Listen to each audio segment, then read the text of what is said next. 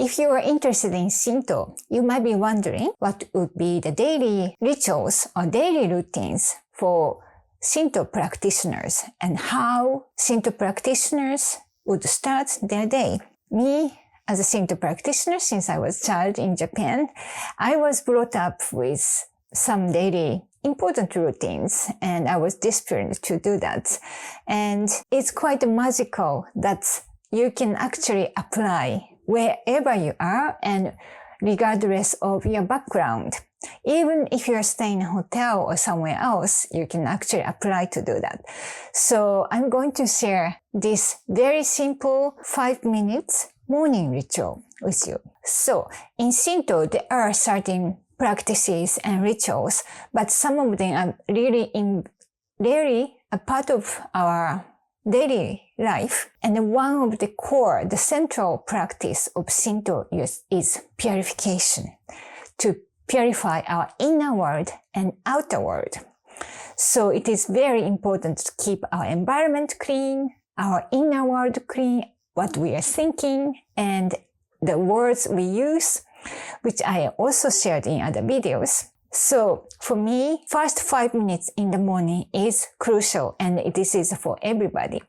So as soon as I wake up, I get out of bed and I make my bed.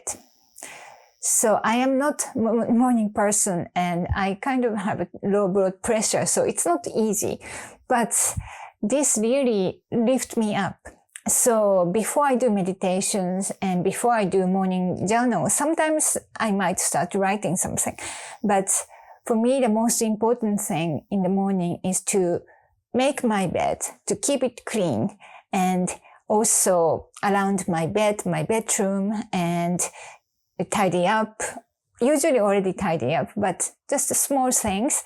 And then I open the window to let the new air in. So that is most crucial for me. Not only just tidying up and cleaning around where I was sleeping, but with my gratitude. So you don't have to say thank you to your bed, but really feel thankful to wake up. So while I tidy up my sleeping surrounding, like the bed and etc., in Japan, often I love sleeping on futon mattress. So then immediately I tidy up. And that's also one of the great physical exercise as well. Then I open the window. Even in winter, when it's cold, I open the window and then let the fresh air in. And this really sets the new vibe in the room. And this is also like greeting to nature and to connect to nature.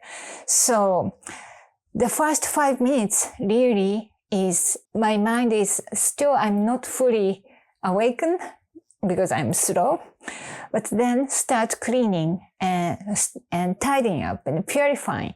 Then afterwards, I also have other daily routines that I do. Like I wash my mouth with salt and before I brush my teeth, and so purification of inside of my body as well. But the most important thing is as soon as I get up, we clean and don't leave the mess. So even when I'm staying in a hotel, and of course there are housekeepers and everything will get cleaned, but I still like to keep not as perfect as how it is being managed by the hotel staff, but I like to keep relatively tidy and clean. And that is to respect to our surroundings and what the items that we use and the items that they have been working during the night. So it's to bring the gratitude and to make it really respectable to the environment. So that is something that we can all do wherever you are. So you might be surprised. Yeah, is that simple? Yes, it is simple. And of course, other practices like offerings, and also put candles, and there are other things. But the most important things is to really clear the energy and purification. So making bed before I do meditation. Maybe some people prefer to do meditation, but then if your surrounding is in a mess, then this meditation, even if you create a beautiful energy, then during the course of the day, the mess around our surroundings would also affect our mindset as well. Purification sounds very simple, but to maintain this purified state for our outer world and inner world is really crucial to bring peace in daily life. I also received some comments, and I see some people interested in converting to Shinto. But Shinto itself is not about becoming a Shinto.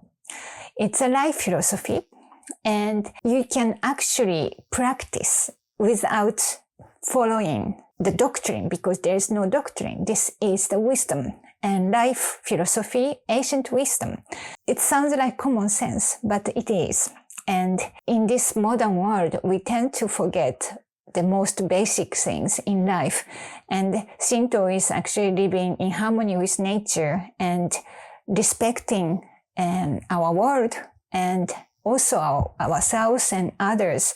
So comes these values maybe resonates with your own belief as well.